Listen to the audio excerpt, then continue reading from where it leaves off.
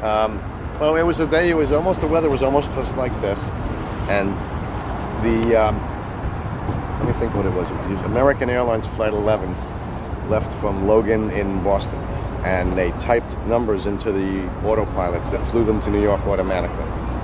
And then when they got inside of the city, they took over.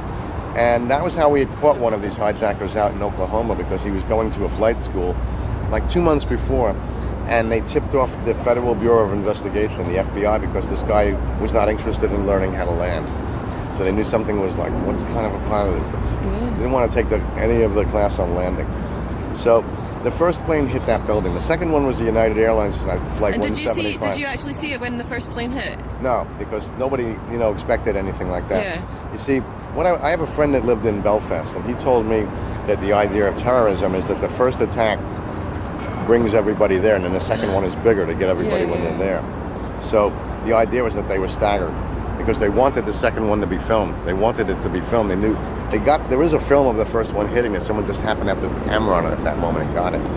But the second one, when the United Airlines Flight 175 came, they couldn't see the towers because of the smoke. And they flew out over Staten Island and back out for Brooklyn. And it was like the second period of the day. And my homeroom was down in the yard in Phys Ed. And this roar, the building just roared. And it got dark, and I looked out the window, and there was a plane out there going like this. And it flew across right there, and it smacked the building, and that one I saw hit the building.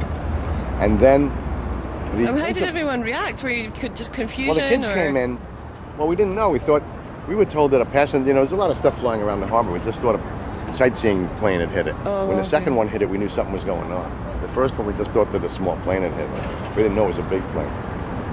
So the principal calls me up. The kids come in, they go, Mr. Hoffman, the plane came over us and it went over and hit the building. And one of those kids' father was in that building, and he saw her father get killed. That was really awful. But we didn't realize it, of course, at the time. And then the principal calls me up and he says, don't tell them what happened. And I said, what do you mean don't tell them what happened? They saw it. Look out the window, man. He goes, what? I said, do you see it snowing in September? He says, what is that stuff? I said, it's paper. It's files. I went outside, I picked it up, it was burned paper. It said Aon. Right over here. Cantor Fitzgerald. Well, this is the way the smoke came into my neighborhood. All that stuff blew this way. And that paper, the only thing that survived the collapse of the World Trade Center was steel and paper. Everything else was vaporized. That paper rained down in Brooklyn for 2 days in my neighborhood.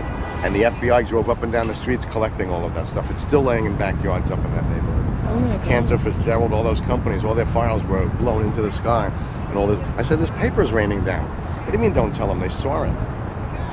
So, oh my God. I teach part-time at a college that's at the World Trade Center, and one of our buildings was destroyed when several World Trade Center fell on it, and it cracked it. And we had about 11 students killed, but not in the collapse of that building. They were just killed in the Twin Towers, who worked there, went to school at night. But pretty much everyone in New York City had somebody that they knew was affected by it. I had some people that I knew that worked down there, because I was most curious what it was like, because I knew someone that saw it. And I said, when you were looking up, they just happened to be looking up and the plane hit the building, the first one. I said, what did that sound like? And they said, did you ever hear when a truck goes through the intersection, it's got like metal construction plates? It makes that, it sounded like that, very loud. That's what it sounded like. And I said, well, then what happened? I said, well, were people not just like running everywhere? No, because the people are stupid. That's the unfortunate thing that teachers realize. People are nice, but they're stupid. A lot of people came out of the building and they were making announcements that it was okay to go back in. And everyone that went back in was killed because the building's on fire.